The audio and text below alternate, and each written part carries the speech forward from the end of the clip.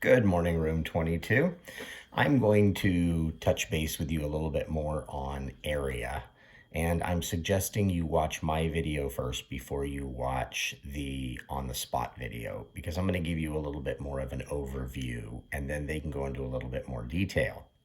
So the first thing I want you to notice here is, what are you seeing right there in this area right here? What are you noticing?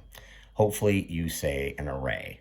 And this is an array that is 3 rows with 5 in each row.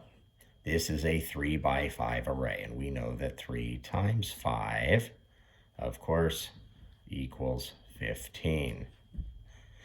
So here we're seeing multiplication.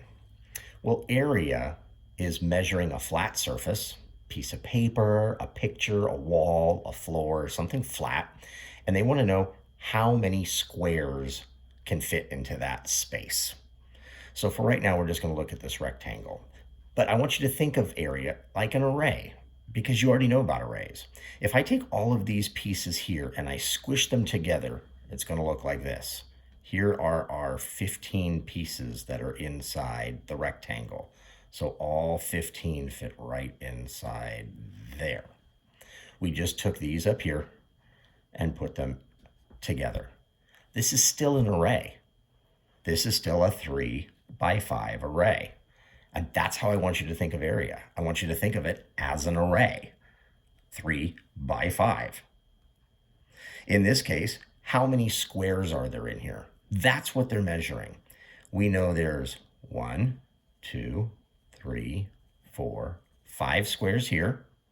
Well, that means there's 5 squares here, and there's 5 squares here going across. There are 15 squares.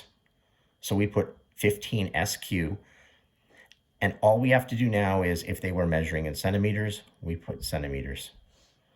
So 15 square centimeters. Each of these is 1 centimeter by 1 centimeter.